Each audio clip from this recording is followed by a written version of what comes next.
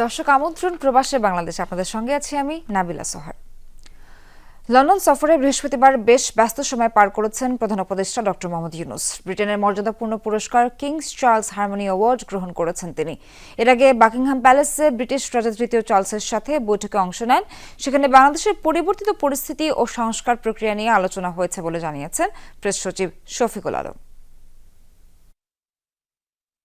রাজ পরিবারের প্রোটোকল অনুযায়ী once hearing অর্থাৎ রাজার সঙ্গে নির্ধারিত সময়ে একান্ত সাক্ষাৎ অত্যন্ত সম্মানজনক একটি সুযোগ, যা কেবল বিশেষ ব্যক্তি ও কূটনৈতিক অতিথিদের দেয়া হয়। লন্ডন সময় সকাল 11:30টায় বার্মিংহাম প্যালেসে ব্রিটিশ রাজা তৃতীয় চার্লসের সঙ্গে এবার একান্ত বৈঠকে মিলিত হন বাংলাদেশের অন্তর্বর্তী সরকারের প্রধান উপদেষ্টা doctor Mohammad Yunus.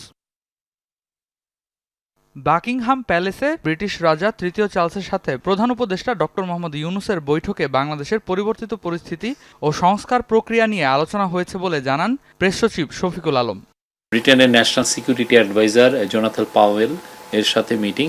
Jonathan Powell আপনারা জানেন যে খুবই ইম্পর্টেন্ট একটা ব্যক্তিত্ব। আমাদের রোহিঙ্গা ক্রাইসিস একটা বড় ইস্যু, সেটা নিয়ে আলাপ হয়েছে।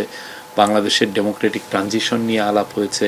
আমাদের যে অ্যাসেট রিকভারি, যে জিনিসটা বারবার আমরা বলছি যে এত বিলিয়ন মানে $234 বিলিয়ন মতো বাইরে চলে গেছে, সেই টাকাটা আমরা কিভাবে রিকভার করব, সেইগুলো বিষয়ে আলাপ আলোচনা হয়েছে। এরপর অধ্যাপক ইউনূস কিং চার্লস তৃতীয় পুরস্কার বিতরণী অনুষ্ঠানে যোগ দেন। বৃহস্পতিবার বিকেলে ব্রিটেনের মর্যাদাপূর্ণ পুরস্কার কিংস চার্লস হারমোনি অ্যাওয়ার্ড গ্রহণ করেন তিনি। প্রকৃতি ও মানুষের মধ্যে শান্তিপূর্ণ সহাবস্থান এবং সম্প্রীতি প্রচারে অবদানের স্বীকৃতিস্বরূপ অধ্যাপক ইউনূসকে হারমোনি অ্যাওয়ার্ড 2025 প্রদান করেন ব্রিটিশ রাজা তৃতীয় চার্লস। ব্রিটিশ পার্লামেন্টে নির্ধারিত বৈঠক রয়েছে প্রধান উপদেষ্টার। লন্ডন সফরের গুরুত্বপূর্ণ এসব বিষয় মিটিংয়ের সুফল বাংলাদেশ খুব দ্রুতই পাবে বলে আশা ব্যক্ত করেছেন প্রধান উপদেষ্টার প্রেস সচিব। প্রফেসর ইউনূস যে সবার হৃদয়ের মধ্যে আছেন, সবাই যে তাকে নিয়ে প্রাউড ফিল করেন, এটা কালকে আমরা আবারও দেখেছি। রেদওয়ান আহমেদ, যমুনা নিউজ, ঢাকা। বাংলাদেশ থেকে বিভিন্ন দেশে পাচার হওয়া অর্থ পুনরুদ্ধারের সরকারের উদ্যোগের প্রতি যুক্তরাজ্যের সমর্থনের কথা পুনর্ব্যক্ত করেছেন ব্রিটিশ বাণিজ্য মন্ত্রী জনাথন রেনল্ডস। তিনি বুধবার ব্রিটিশ পার্লামেন্টে প্রধান উপদেষ্টা অধ্যাপক মোহাম্মদ ইউনূসের সাথে সাক্ষাৎ করেন। এ সময় উভয় দেশের দ্বিপাক্ষিক বাণিজ্যের সম্পর্ক উন্নয়ন ও বিনিয়োগ বিষয়ে আলোচনা করেন। অধ্যাপক ইউনূস অর্থনৈতিক পুনরুদ্ধারে অন্তর্বর্তীকালীন সরকারের প্রচেষ্টার কথা তুলে ধরেন। ব্যাংক খাত সংস্কার, বৈদেশিক মুদ্রার রিজার্ভ স্থিতিশীল রাখা এবং সামগ্রিক অর্থনৈতিক স্থিতিশীলতা রক্ষার বিষয়ে উঠে আসে আলোচনায়। বৈঠকে জাতীয় নিরাপত্তা উপদেষ্টা ডক্টর খলিলুর রহমান, প্রধান উপদেষ্টার বিশেষ দূত লুৎফে সিদ্দিকী এবং এসডিজি বিষয়ক সিনিয়র সচিব লামিয়া মোর্শেদ উপস্থিত ছিলেন। লুৎফে সিদ্দিকী যুক্তরাজ্য ও বাংলাদেশের মধ্যে দ্বিপাক্ষিক মুক্ত বাণিজ্য চুক্তি এফটিএ চালুর প্রস্তাব দেন। জানান ঢাকা ইতোমধ্যেই জাপান সহ কয়েকটি দেশের সাথে এফটিএ আলোচনা শুরু করেছে। জোনাথন পাওয়েল খুবই ব্রিটিশ লেবার পার্টির মধ্যে তার যথেষ্ট সুনাম আছে এবং উনি এখন ন্যাশনাল সিকিউরিটি অ্যাডভাইজার। তার সাথে মূলত মানে আমাদের রোহিঙ্গা ক্রাইসিস একটা বড় ইস্যু, সেটা নিয়ে আলাপ হয়েছে। ব্রিটিশ ইনভেস্টরদেরকে কিভাবে আরো উদ্বুদ্ধ করা যায়, তারপরে আমরা কিভাবে ডিজিটালাইজেশন কাজগুলো কিভাবে এগিয়ে নিতে পারি, ওদের সাথে আমাদের কি কোথায় কোথায় কোঅপারেশন আরো এনহান্স করা যায়।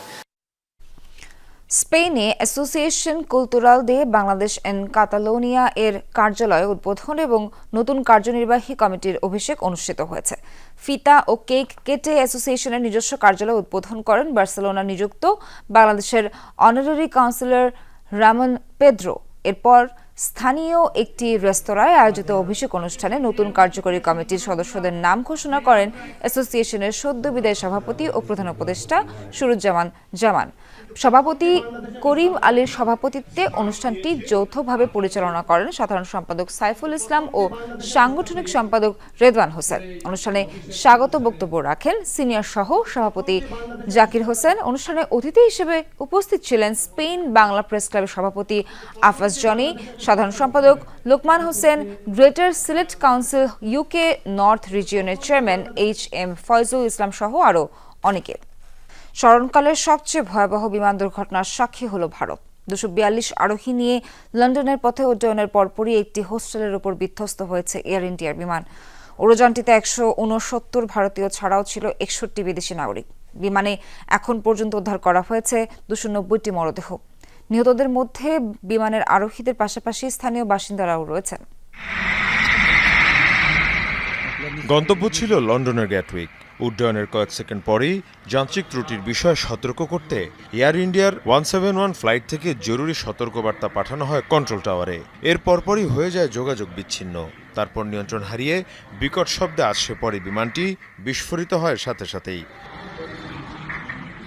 242 আরোহী সহ আহমেদাবাদের সর্দার বল্লভভাই প্যাটেল বিমানবন্দর থেকে 1:39 মিনিট উড্ডয়ন করে এয়ার ইন্ডিয়ার ফ্লাইটটি। এর মধ্যে 10 জন কেবিন ক্রু, 2 জন পাইলট। যাত্রীদের মধ্যে 169 জনই ভারতীয়। বাকিদের মধ্যে 53 জন ব্রিটেনের, 7 জন পর্তুগালের ও 1 জন কানাডা নাগরিক। বিধ্বস্ত হওয়া বিমানটিতে ছিলেন গুজরাটের সাবেক মুখ্যমন্ত্রী বিজয় রূপানীও। আহমেদাবাদের মেঘানীনগরের একটি আবাসিক এলাকার প্রায় 800 ফুট ওপর থেকে মেডিকেল শিক্ষার্থীদের একটি হোস্টেলের ওপর বিধ্বস্ত হয় বোয়িং 787 ড্রিমলাইনারটি। কর্তৃপক্ষ বলছে নিহতদের মধ্যে বিমানটির আরোহীদের পাশাপাশি স্থানীয় বাসিন্দারাও রয়েছেন, যাদের বড় অংশই হোস্টেলটির শিক্ষার্থী। বিধ্বস্ত হওয়ার পরপরই চারিদিকে ছড়িয়ে পড়ে ধোঁয়ার কুণ্ডলী। সামরিক বাহিনী, পুলিশ, ফায়ার সার্ভিস সহ শুরু হয় যৌথ উদ্ধার অভিযান। দুর্ঘটনার কারণ তদন্তের নির্দেশ দেওয়া হয়েছে। এর মধ্যে আমরা বিভিন্ন পক্ষের সাথে বৈঠক করেছি। কী কারণে এমনটি হলো বা আরোহীদের পরিচয় সম্পর্কে এখনই বলার সময় হয়নি।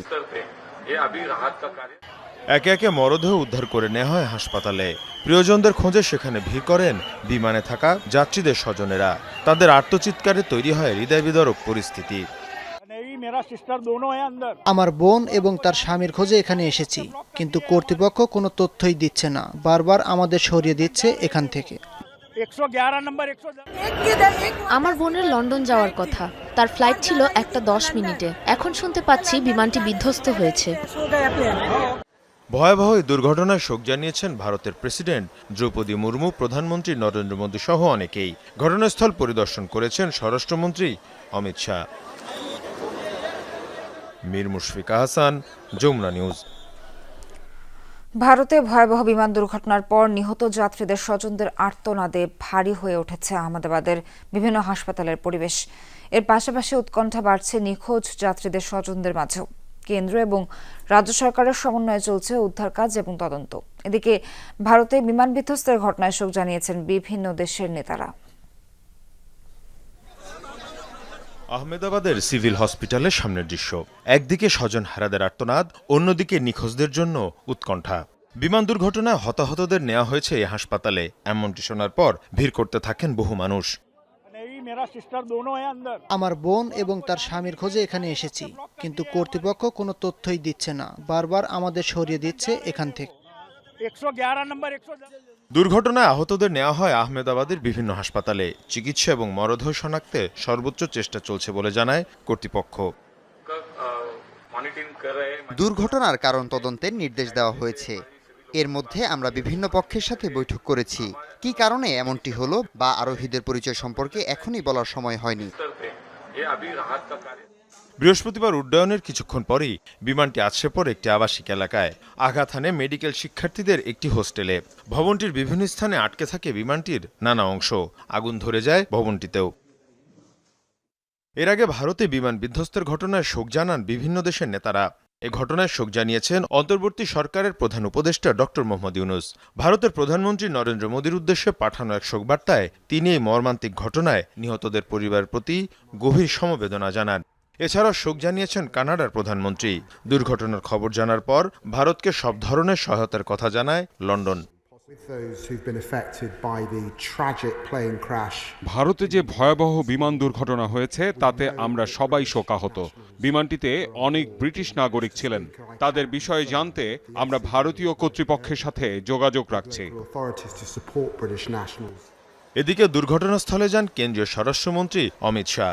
উদ্ধার তৎপরতা জোরদারের পাশাপাশি আহতদের দ্রুত চিকিৎসা নিশ্চিতের তাগিদ দেন তিনি। মীর মুশফিকা হাসান, যমুনা নিউজ। ভারতে বিমান বিধ্বস্তের পর বোয়িংয়ের শেয়ারের ব্যাপক দরপতন হয়েছে। যুক্তরাষ্ট্রের প্রি মার্কেট ট্রেডে বোয়িংয়ের শেয়ার 8% পড়ে যায়। বোয়িং শেয়ারের দাম প্রায় $196.50 পৌঁছে যায়। বাজারে শেয়ার বিক্রির চাপ স্পষ্ট হয়ে ওঠে। এর প্রভাব পড়ে ভারতীয় বিমান সংস্থার শেয়ারেও। এয়ার ইন্ডিয়ার শেয়ার বড় পতন দেখা দেয় সেন্সেক্স ও নিফটিতে। ভারতের বাজেট এয়ারলাইন ইন্ডিগো এবং স্পাইস জেটের শেয়ারেও ধস নামে। বৃহস্পতিবার ইন্ট্রাডে ট্রেডিংয়ে এই দুই শেয়ার প্রায় ৩.৪% পড়ে যায়। ঈদুল আজহা উপলক্ষে 5 থেকে 14 জুন পর্যন্ত টানা 10 দিনের সরকারি ছুটি চলছে। এর মধ্যে শিল্প ও বাণিজ্যিক এলাকায় ব্যাংক খোলা আছে। বৃহস্পতিবারও সীমিত পরিসরে সব শাখায় ব্যাংকে লেনদেন চলে। ব্যাংকাররা জানান, শিল্প খাত সহ আমদানি ও রপ্তানিমুখী প্রতিষ্ঠান বা গ্রাহকদের লেনদেনের জন্য অথরাইজড ডিলার শাখায় লেনদেন চালু আছে।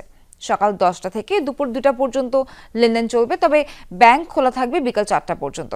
এর আগে সরকারি ছুটির মধ্যে 5 জুন সীমিত পরিসরে ব্যাংক খোলা ছিল। সকালে গ্রাহক উপস্থিতি তেমন নেই। ব্যবস্থাপকরা বলছেন, বেলা গড়ানোর সাথে সাথে গ্রাহকদের আনাগোনা কিছুটা বাড়বে। ফাঁকা পেয়েছি, আমি খুব আরামে টাকাটা উঠে নিয়ে গেলাম, কোনো ঝামেলা হয় না। বন্ধের সময় ব্যাংকগুলো খোলা আছে, যেটা আমাদের জন্য খুবই উপকার হচ্ছে এবং আমরা এখানে ব্যাংকে টাকা জমা দিতে পারতেছি। কাঁচামালের ব্যবসা, আলু পেঁয়াজ আদা রসুন এরকম আড়ত আছে আমাদের, তো তাই জন্য কাঁচামাল আনার জন্য আমাদের পার্টিকে টাকা দিতে হচ্ছে। 2 দিন ব্যাংক খোলাতে জনগণের অনেক উপকার হয়েছে। আজকে গ্রাহকের উপস্থিতি তুলনামূলক কম, কিন্তু গতকালকে উপস্থিতি অনেক বেশি ছিল, ব্যাপক ছিল। আমরা ফরেন রেমিটেন্স এখান থেকে ডেলিভারি দিয়েছি। এরপরে আমদানি রপ্তানি সংক্রান্ত ছোটোখাটো কাজ আমরা করেছি।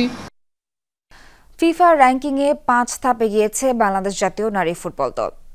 1099.36 রেটিং নিয়ে বর্তমানে 128 নম্বরে অবস্থান করছে আফিদারা।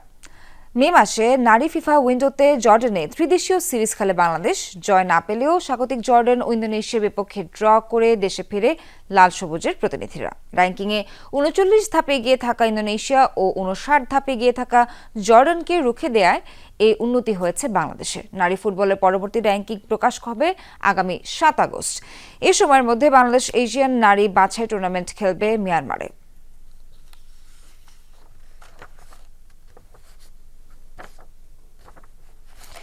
বাংলাদেশের ওয়ানডে অধিনায়ক হলেন মেহেদী হাসান মিরাজ। আগামী 1 বছরের জন্য দায়িত্ব পেলেন এই টাইগার অলরাউন্ডার। শ্রীলঙ্কা সিরিজ থেকেই শুরু হবে ওডিআই ফরম্যাটে মিরাজের নেতৃত্ব।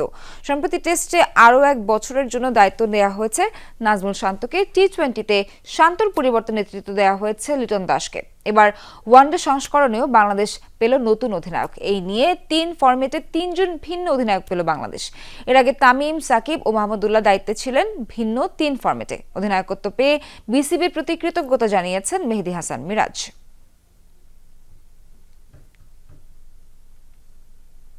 দর্শক, সেই সাথে শেষ করছি প্রবাসের বাংলাদেশের আজকের আয়োজন। এতক্ষণ যারা সঙ্গে ছিলেন সবাইকে ধন্যবাদ।